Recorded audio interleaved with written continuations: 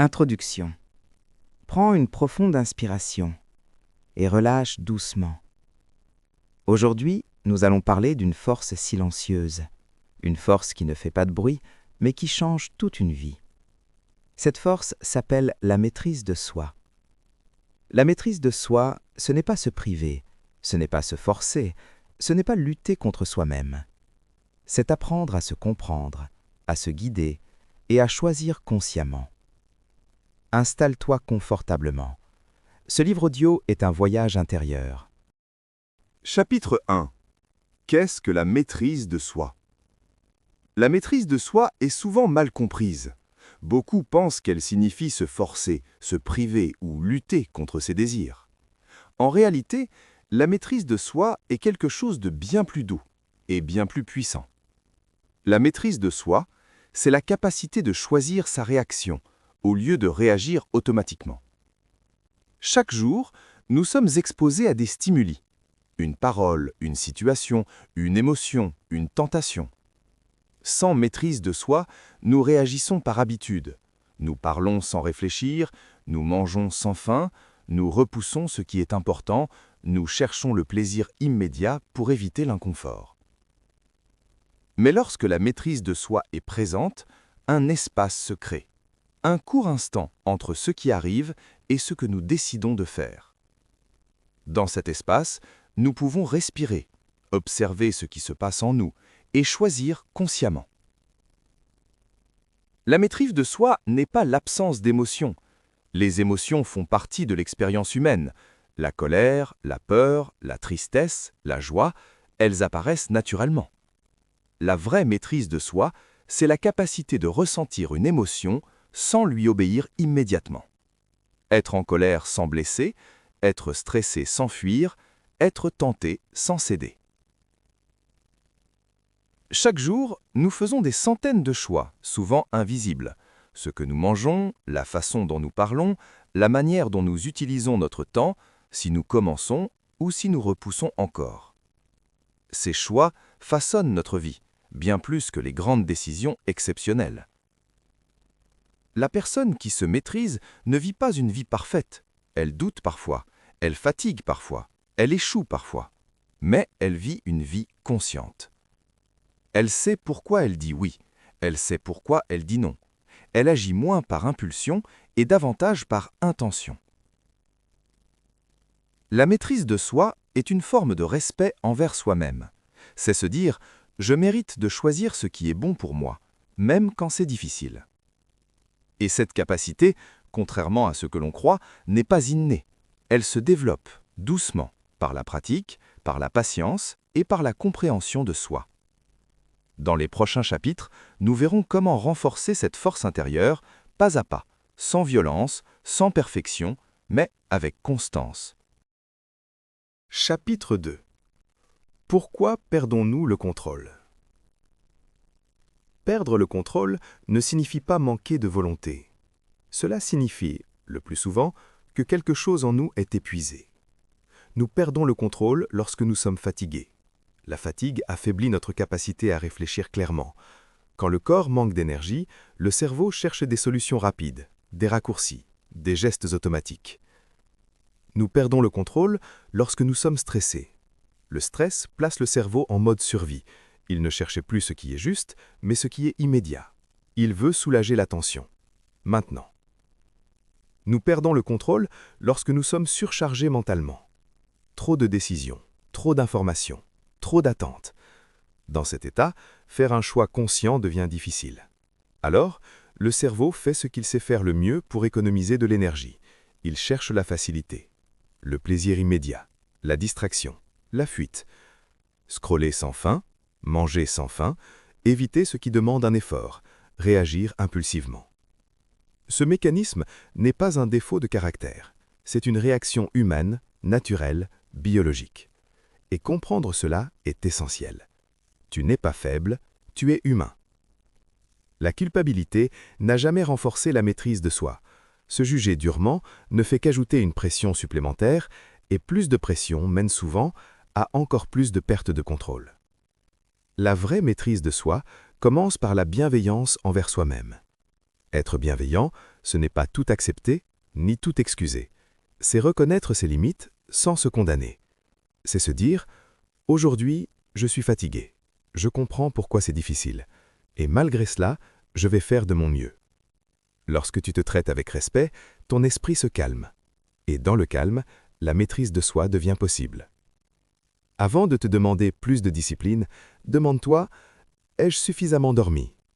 Ai-je pris un moment pour respirer ? Ai-je allégé ma charge mentale ?» Parfois, reprendre le contrôle ne commence pas par faire plus, mais par prendre soin de soi. Dans le prochain chapitre, nous découvrirons un outil simple et puissant qui peut transformer ta manière de réagir, le pouvoir de la pause. Chapitre 3. Le pouvoir de la pause. Parfois, nous croyons que chaque instant doit être rempli. Chaque décision doit être immédiate. Chaque action doit se faire rapidement, sans réfléchir.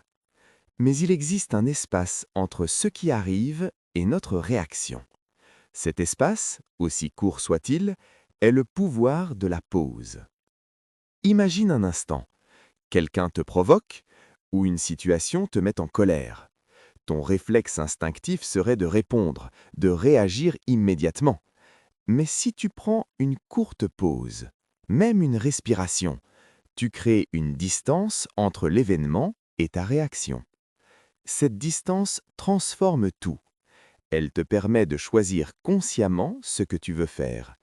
Au lieu d'être esclave de l'émotion ou de l'habitude, tu deviens acteur de tes actions. Le pouvoir de la pause n'est pas compliqué. Il ne nécessite pas des heures de méditation. Quelques secondes suffisent. Respirer profondément, observer ce qui se passe à l'intérieur de toi et décider comment répondre.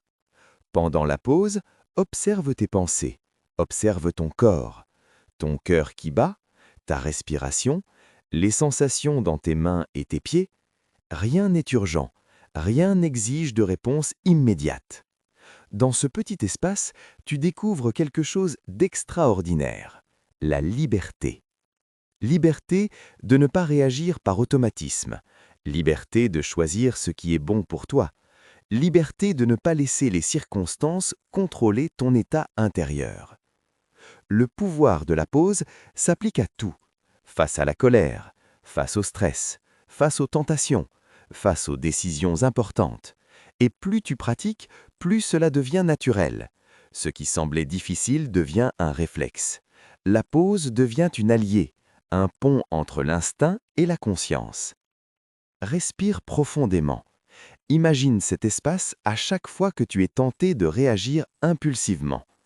Avec le temps, tu verras que ce simple outil transforme non seulement tes actions, mais aussi ton esprit, ton énergie et ta vie.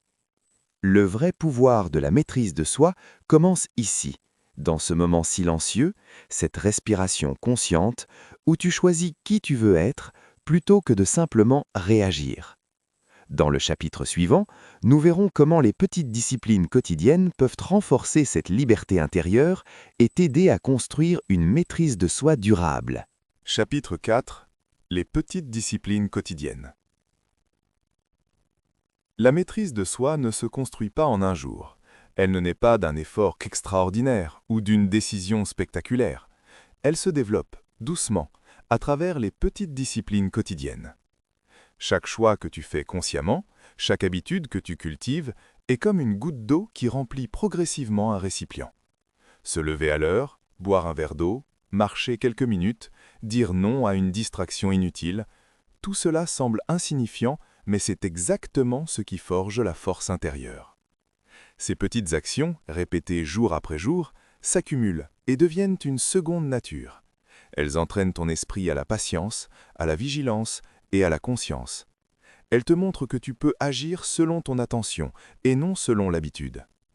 Par exemple, choisir de méditer 5 minutes chaque matin, refuser de répondre à chaque notification immédiatement, terminer une tâche avant de commencer la suivante, dire non quand quelque chose ne sert pas ton bien-être. Ces gestes simples, répétés avec constance, deviennent des piliers invisibles qui soutiennent ta maîtrise de toi-même. Mais attention, il ne s'agit pas de perfection. Tu vas parfois oublier, céder à la tentation ou te sentir fatigué. C'est normal. L'important, c'est de reprendre le fil, de continuer, encore et encore. Chaque petit retour vers soi-même est une victoire. Avec le temps, tu remarqueras que les décisions difficiles deviennent plus faciles, les distractions perdent leur pouvoir, les tentations s'effacent devant une conscience renforcée. Ton esprit devient un jardin que tu cultives, où les mauvaises herbes cèdent la place à la clarté, à la concentration et à la sérénité. La discipline quotidienne est donc un acte de respect envers toi-même. Elle dit « Je me considère digne d'attention, de calme et de choix éclairés ». Rappelle-toi, la grandeur de la maîtrise de soi ne se mesure pas dans les moments exceptionnels, mais dans ces milliers de petites décisions ordinaires.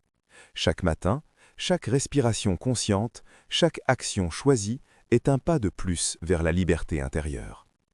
Dans le chapitre suivant, nous explorerons les émotions et leur rôle dans la maîtrise de soi, et comment les accueillir sans être submergés. Chapitre 5 – Maîtrise de soi et émotions.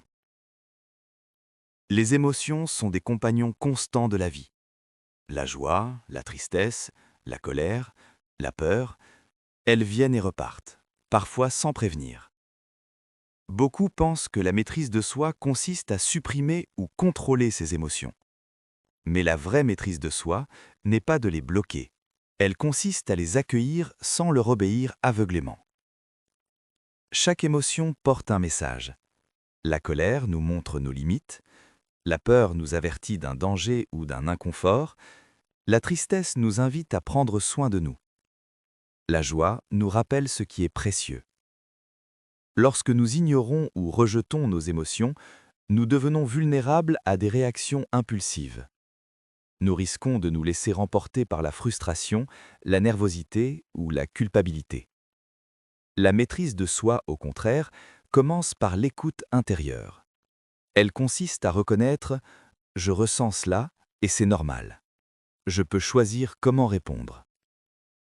Prendre une pause avant de réagir, respirer profondément et observer les sensations dans le corps, cela permet de créer cet espace entre émotion et réaction. C'est dans cet espace que la liberté apparaît. Liberté de parler sans blesser, liberté d'agir sans regret, liberté de choisir la voie de la sagesse plutôt que celle de l'impulsion. Apprendre à gérer ses émotions ne signifie pas les contrôler complètement. Il s'agit de les canaliser, d'utiliser leur énergie de manière constructive. Par exemple, la colère peut devenir motivation pour changer une situation. La peur peut devenir vigilance et prudence. La tristesse peut nourrir l'empathie et la compassion. Plus nous pratiquons cette écoute attentive, plus nos émotions perdent leur pouvoir de nous dominer. Elles deviennent des alliés, des guides, plutôt que des obstacles. Il est également important de prendre soin de soi lorsqu'une émotion intense surgit. Un moment de respiration, une promenade, écrire ses pensées, tous ces gestes simples renforcent la maîtrise de soi. En résumé, ressentir ces émotions est normal. Les ignorer ou les réprimer affaiblit la maîtrise de soi. Les accueillir, les observer, les comprendre, cela renforce la conscience, la sagesse et la paix intérieure.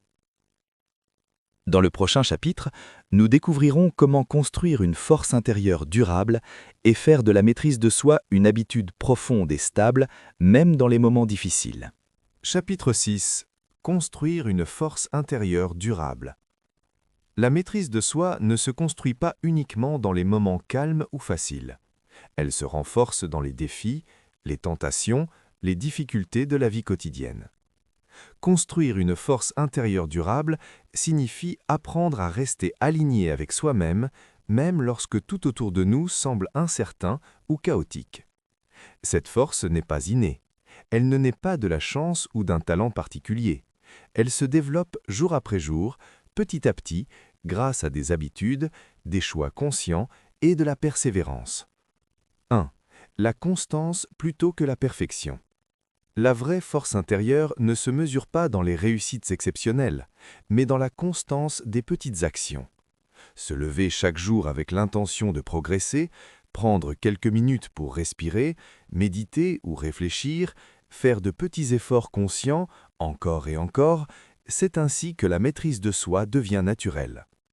Il n'est pas nécessaire d'être parfait. Tomber, échouer, se tromper, tout cela fait partie du processus. Chaque retour à soi-même est une victoire silencieuse. 2. Transformer les défis en opportunités. Les difficultés ne sont pas des ennemis, elles sont des occasions de pratiquer la maîtrise de soi. Lorsque tu rencontres la colère, le stress ou la peur, tu as la possibilité de répondre avec calme plutôt que de réagir impulsivement. Chaque fois que tu choisis de rester conscient et aligné, tu renforces ta force intérieure. Chaque acte conscient te rend plus résistant face aux prochaines épreuves. La patience comme fondation. La patience est la clé de la durabilité. Il est impossible de devenir maître de soi du jour au lendemain. Mais avec un peu de patience et beaucoup de persévérance, les habitudes conscientes deviennent une seconde nature. La force intérieure durable ne s'épuise pas. Elle est nourrie par le calme, la régularité et la compréhension de soi. 4. Le respect de soi comme moteur. Construire une force intérieure durable, c'est aussi se respecter profondément. C'est écouter ses besoins, reconnaître ses limites et agir selon ce qui est juste pour soi. Respecter ses émotions, respecter ses valeurs, respecter son corps et son esprit, tout cela contribue à un équilibre intérieur solide et durable. En résumé, la force intérieure se construit jour après jour par de petites habitudes conscientes, en transformant chaque défi en opportunité de croissance, avec patience et bienveillance envers soi-même. La maîtrise de soi n'est pas un but à atteindre, mais une pratique continue, une vie consciente, un choix de chaque instant qui mène à la liberté intérieure. Conclusion finale du livre audio. Tu as maintenant les clés pour comprendre et pratiquer la maîtrise de soi. Souviens-toi. Respire, observe, choisis. Pratique les petites disciplines quotidiennes, accueille tes émotions, apprends d'elles. Construis ta force intérieure pas à pas, avec patience et constance. Chaque jour est une nouvelle opportunité de te rapprocher de toi-même, de devenir plus conscient, plus serein, plus libre. Merci d'avoir écouté ce livre audio. Que chaque respiration consciente, chaque pause et chaque choix éclairé t'accompagnent vers plus de paix et de maîtrise dans ta vie.